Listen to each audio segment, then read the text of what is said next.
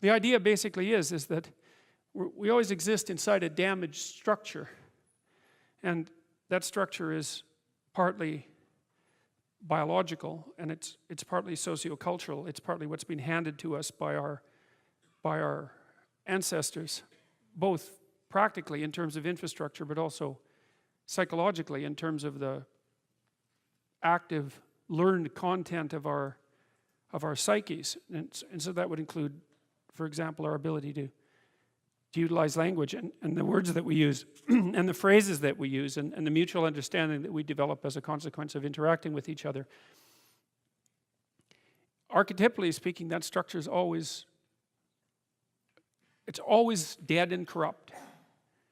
And the reason it's dead is because it was made by people who are dead. And the reason it's corrupt is because things fall apart of their own accord. And the fact that people don't aim properly, let's say, speeds along that process of degeneration. And so what that means, and I think this is something worth knowing. Maybe I'll try standing back here and see if that problem goes away. What that means is that young people always have a reason to be upset and cynical about the current state of affairs. And it's that way forever. And so it's useful, I think, to consider such considerations or such conceptualizations as the patriarchy in that light, because it's an archetypal truth that the social structure is corrupt and incomplete. And what that means is that it's something that you have to contend with every moment in some sense of your life. It's a permanent fact of existence. And to be upset that the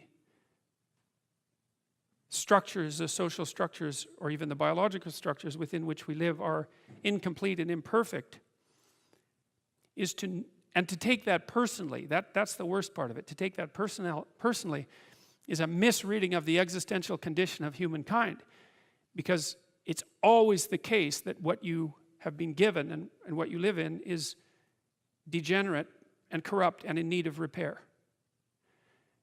And it's easier just to accept that, because there's also a positive element, and the positive element is, well, you've been granted something rather than nothing, and maybe you haven't been granted pure hell, because especially in a culture like ours where many things actually function quite well, so there's room for gratitude there. Even if it's a broken machine, it's not one that's completely devastated, and it's not absolutely hell-bent at every second on your misery and destruction. And it easily could be, because many societies are like that. And so the fact that we happen to live in one that isn't corrupt beyond imagining is something to be eternally grateful for. Well, so we live inside a damaged structure, and we also bear responsibility for that damage, because we don't do everything we can to constantly repair it. And you might say, well, that's actually one of the fundamental, people say, well, what's the meaning of life? What they really mean is, what's the positive meaning of life? Because as we've already discussed, the negative meanings of life are more or less self-evident. Well, the positive meaning of life is to be found in noting the state of lack of repair of the walled city that you inhabit, and then sallying forth to do something about that, to repair the breaches and to fix up the walls and to make the structure that you inhabit as secure and as productive as it possibly can be.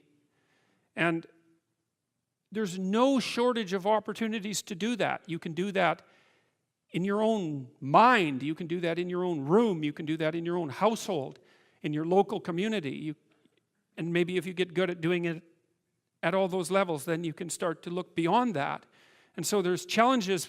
That's the thing that's kind of interesting about this insufficient structure, is that it has a set of challenges built into it because of its insufficiency, and perhaps even because of its corrupt nature, that calls forth the potential response from you of heroic adventure. And the heroic adventure is to man the barricades and repair the city.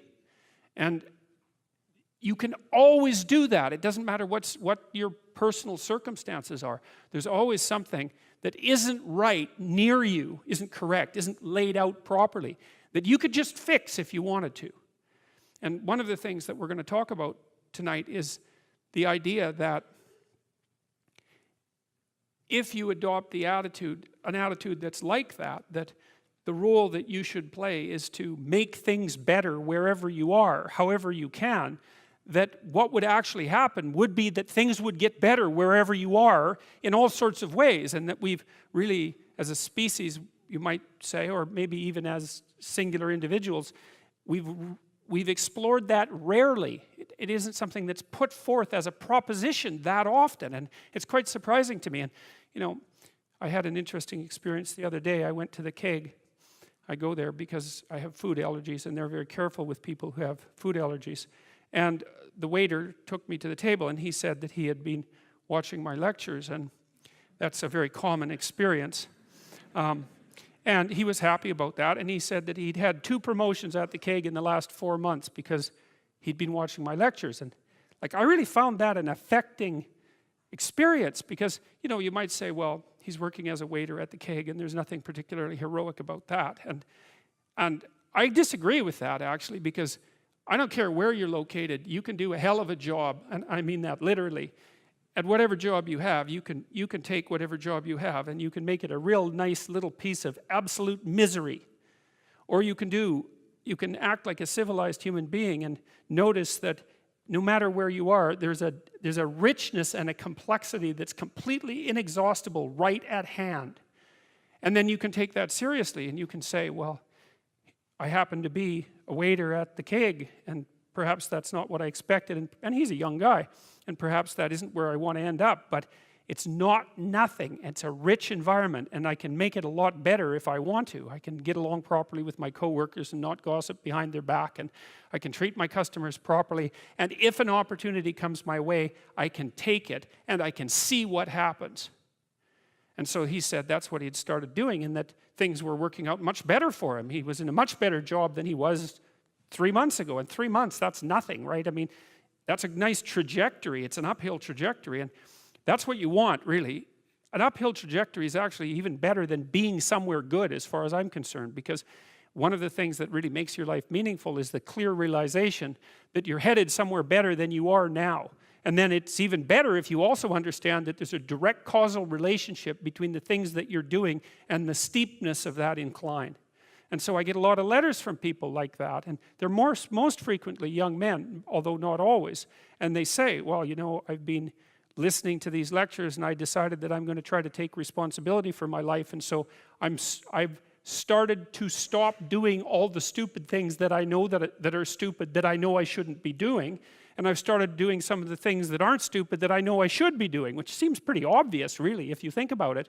But obvious though it may be, that isn't necessarily what people do. And then they write and say, you can't believe what difference that makes. And they're thrilled about it. And so I'm thrilled about it when I get letters like that, because I really don't experience anything as better than a letter like that or a message like that, because it's so good to see things that aren't so good replaced by something better.